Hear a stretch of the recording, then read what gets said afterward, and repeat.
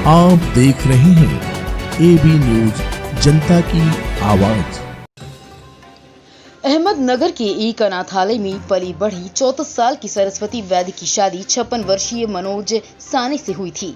अब उनके मीरा रोड स्थित फ्लैट में सरस्वती की हत्या करने और शव को जंजीर से छोटे छोटे टुकड़ों में काटने का आरोप है।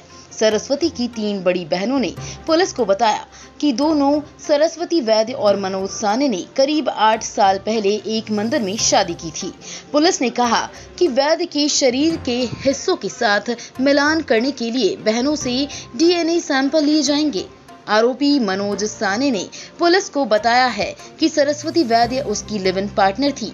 उसने सरस्वती की बहनों का कभी जिक्र नहीं किया। उसने जोर देकर कहा कि वो एक अनाथ है। ऐसा माना जाता है कि उसने 4 जून को उसकी हत्या कर दी थी। इसके बाद शरीर के टुकड़े किए और कुछ टुकड़ों को प्रेशर कुकर में पकाया गया था और कुछ को भुना गया था। उसे 7 जून को गिरफ्तार कर लिया गया। पुलिस ने बताया कि राशन की दुकान पर काम करने वाली साने ने दावा किया कि उसने जहर पीकर आत्महत्या की थी। उसने सिर्फ शव के टुकड़े कर उसे ठिकाने लगाने की कोशिश की थी। एक अधिकारी ने कहा कि साने ने जांचकर्ताओं को ये भी बताया कि वो HIV संक्रमित है और उसके सरस्वती वैद्य से कभी शारीरिक संबंध नहीं बनाए थे। उधर हत्या के बारे में पढ़ने के बाद मुंबई में रहने वाली सरस्वती की बहनों ने पुलिस से संपर्क किया। अपने बयान में उन्होंने कहा कि उसकी सबसे छोटी बहन सरस्वती और साने ने एक मंदिर में शादी की थी और शुरुआत में बोरीवली में रहती थी। बहनों ने कहा कि जब वे साने और सरस्वती से मिलने बोरीवली में जाते थे तब वे उनके घर मीरा रोड पर नहीं गए थे। साने ने 3 साल पहले गीता आकाशदीप बिल्डिंग में फ्लैट 704 किराए पर लिया था। हालांकि ये कपल पड़ोसियों के साथ ज्यादा बातचीत नहीं करता था, लेकिन वे इन कपल को पति पत्नी मानते थे।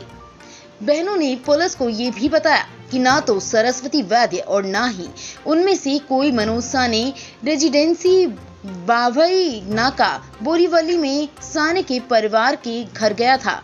बहनों ने पुलिस को बताया कि उम्र के अंतर के कारण सरस्वती वैद्य अक्सर लोगों से कहती थी कि साने उसके मामा हैं। सरस्वती वैद्य कुछ साल पहले अपने अनाथालय जानकी बाई आपटे बालिकाश्रम में रहने का प्रमाण पत्र लेने के लिए गई थी। उसने कर्मचारियों से कहा था कि वो अपने चाचा के साथ रहती है और उनका एक व्यवसाय है।